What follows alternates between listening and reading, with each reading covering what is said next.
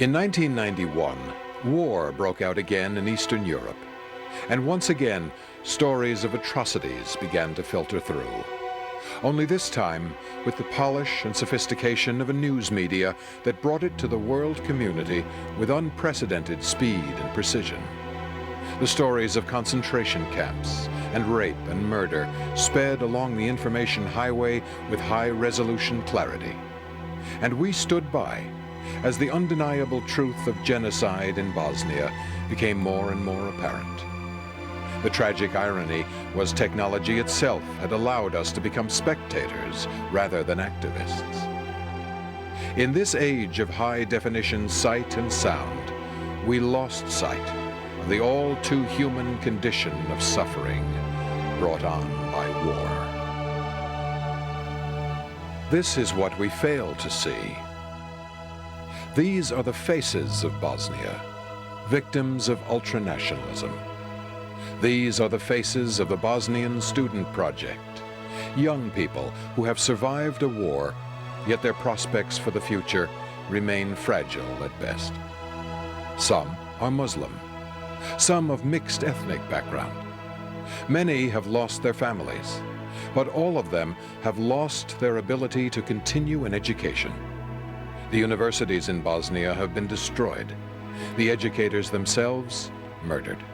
A direct result of the now familiar soundbite, ethnic cleansing.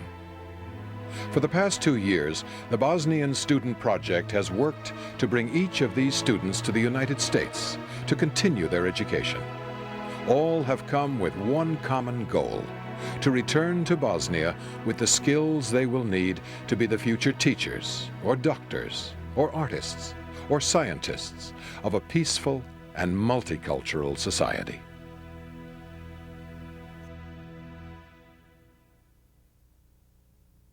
As a child, I grew up thinking I was an Austrian, as good as any other Austrian, and then I found out that I was only a second-class citizen and had to go to a ghetto and had to hope that there were relatives in America that really appreciated what a tight spot we were in. And then it was a question of going to the American consulate and convincing the officials there and the doctor to let us through and give us the stamps of approval. And I find, as I hear the stories of the Bosnian students, they're going through all those steps. They've been stripped of all their possessions. The rest of the world is saying, oh, too bad, but really is indifferent and doing very little in terms of the need, despite the slogan, never again. Here it is happening again. For meals, what would you eat? I've told you, just hot water. Hot water, a little bit salt, and that's it. But can you live on just hot water for 2 or 3 months? You can. Trust me. Soldiers were coming to the houses, taking out everything that has any wealth from the houses and burning down the houses. If they found somebody in the house, they would burn them along with the house. They wouldn't kill him, they would burn him. That's the worst night. They took mostly young women till the age 19 and girls, and they took 13 of girls. They went on the tanks with them. In the morning they got back, only 5 of them. 2 days later I found my friend who was one of them. She went to school with me, and I asked her what's going on, what's happened. And she wasn't able to talk, and later she just came by herself. She said 8 of them raped her, and one of them was our friend who was in our school with us, same classroom. I just couldn't believe that he would do such a thing like that. The horrors that happened 50 years ago is history to a lot of people, but the only way we can really deal with it is to do something when we see a horror going on today. The fear one has is that my children will look back at this generation and say, what were you doing then? What were you doing? Joe or Susan, this is Doug Hostetter from the Bosnian Student Project. Just calling to touch base. I understand that Larissa got accepted in several universities and offered scholarships in at least 2. call us back and let us know which one she has decided to go to, and we'll try to put the other scholarship to good use if we can find another Bosnian to take its place. Nyack is our latest Bosnian student to arrive about really? 9 days ago. My goodness, how exciting. It's wonderful here. I'm more than grateful to all the people which made this possible, because when I compare myself to my friends who stayed there and who are as good or even better than me, I just can consider myself as a lucky person, really.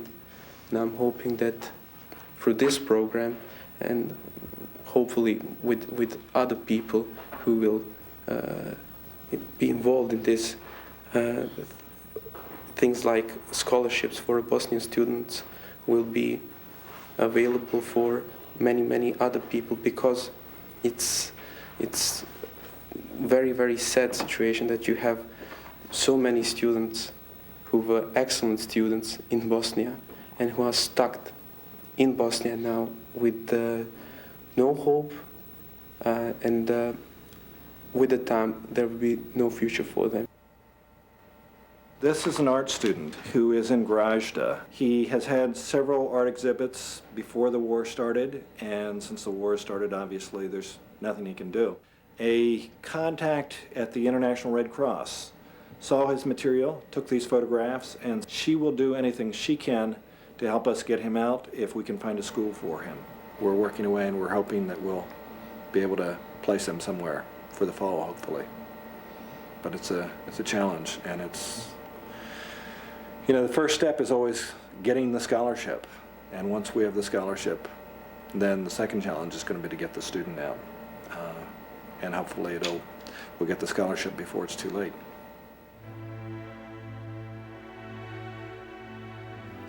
The problem was the visa. And to get the visa, the process is that you have to find a family who is going to guarantee that they're going to support them, that they're going to feed them and house them. And those people, they sign a paper which is called affidavit of support. And then afterwards they are supposed to, the school which has given the grant has to give them the I-20 form, which is a official form. And with these two documents, and with many more gymnastics and bureaucratic handicaps, some of them do get that visa. Another scholarship? University of Pennsylvania, Tahir Zen. Oh, fantastic. Fantastic.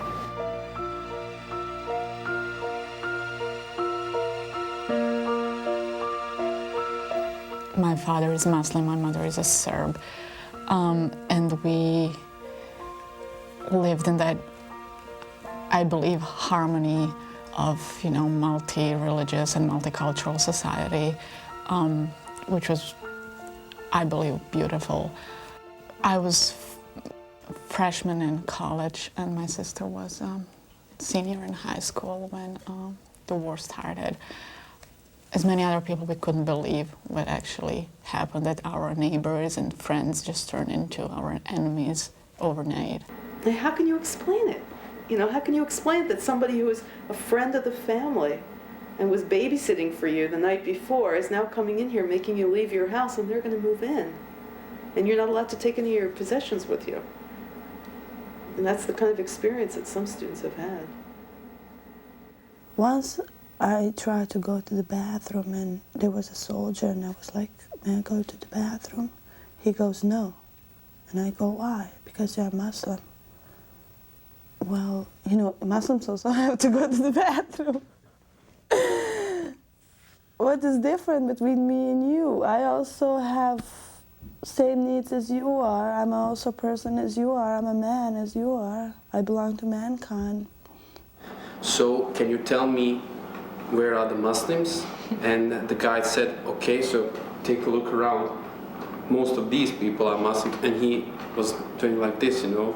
Before the war, I really didn't know that I was a Muslim, because it wasn't a matter of life or any discussion about religion was just as much you work on your school and as much your personalities are good, you're a good person, that's it. Most of Americans being surprised to see how similar we are, actually, that our cultures, beliefs and values actually are very, very similar, almost identical, I would say. I really don't know what's the perception, what's the prejudice of people who are coming from Bosnia, but it was society pretty much like this one.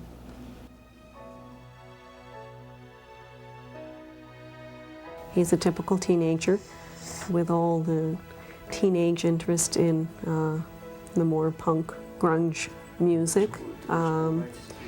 He's going through all the teenage hormonal shifts, interests in girls. He likes sports, soccer, basketball, that sort of thing. On that level, he's probably very typical to what any American teen would be like. But because of the war experiences, he does have this other side to him.